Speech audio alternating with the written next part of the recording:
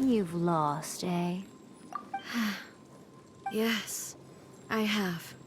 Why can you not trust your people, and in the power of their ambitions? These ambitions have transcended space and time. They are something that no one can snuff out.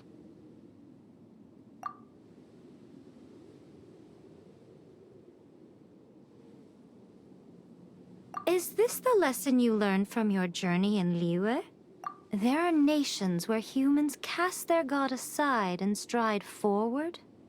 So are we to just abandon the notion of progress for the sake of wishful thinking? You and I have both witnessed the great loss that progress can bring. Eternity. Eternity is the only way. When lightning flashes, it casts a shadow. My name means shadow. With my blade, I purged all obstacles to progress.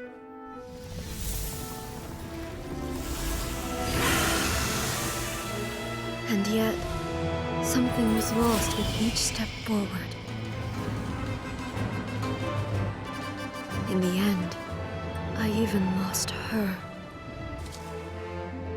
The tales are still retold in the shade of every Thunder Sakura. But the wounds left on our nation by that terrible loss still ache. Never stop searching, even if only for a brief flash of light. If nothing else, we have the present moment. She said that once.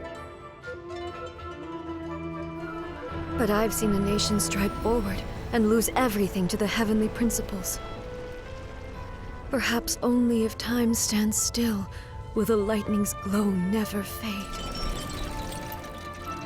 The present moment is a fragile illusion. Only eternity can bring us closer to the heavenly principles.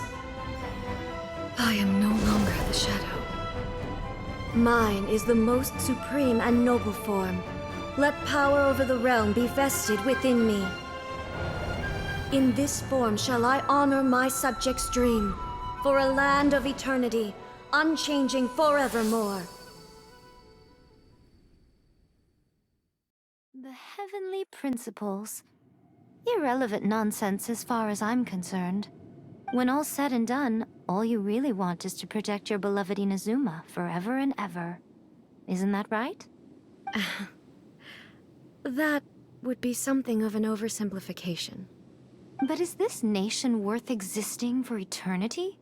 Stripped of ambitions, stripped of the potential for change, it does nothing more than simply exist. It is a hollow shell of a nation. I wonder what loss would it really be to anyone if such a nation were destroyed? Miko, retract your words. Never changing eternity is the promise I made to my people. But what your people need from you is not your promises. They want your attention. Your divine gaze. You mean visions? Humans have a lifespan of barely 100 years. They cannot afford to bear any extra losses. But I have experienced it all. That is why I have chosen to guide them along the correct path toward eternity. But eternity is far too cruel a fate for you, eh?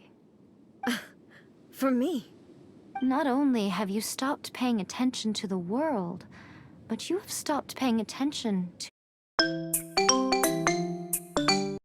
Here, all alone, for centuries on end. But it is necessary. You will miss much by refusing progress. You seek to prevent loss, but have you considered all you are losing by remaining here in stasis for all eternity? You are obviously lonely, and yet, for the sake of eternity, you choose to stretch your loneliness out to infinity. Tell me this. Why is the sky here that was once so dark glowing again? Why now?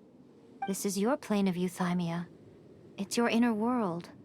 So it can only mean that you are happy to see me again.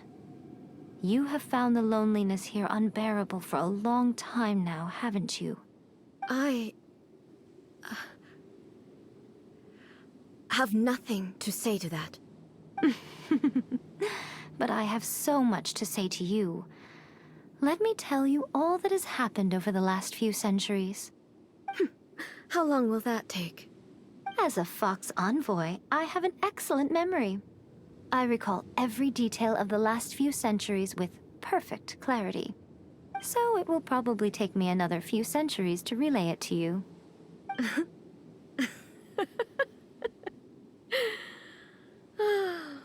Miko, I never thought I would have the chance to meet with you like this again. Seeing you again is a change to eternity. And a very nice surprise. Since you are willing to admit that, I suppose that means we can still be friends? What a childish conversation this is. Anyway, now that I have been defeated by you and your plan, I will honor your wish to abolish the Vision Hunt Decree. But, with regards to eternity, and the question of whether this nation should move forward, I need time to give it some thought. You are the one who's been acting like a child from the very beginning. As promised, the Raiden shogun abolished the Vision Hunt Decree. Finally, her people's wishes penetrated her locked heart. Beyond the plane of Euthymia, she saw what eternity means in the eyes of the world. When one's fervent ambition burns brightly, the gods will cast their gaze upon you.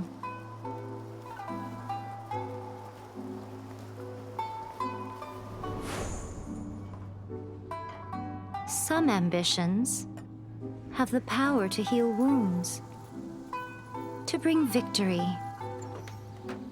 to inspire hope.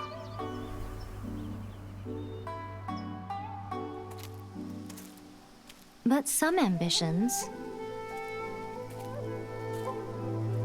outlive their masters long after the soul ascends.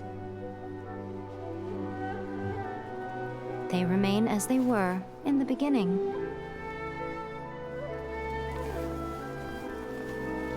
Burning bright and true for all eternity.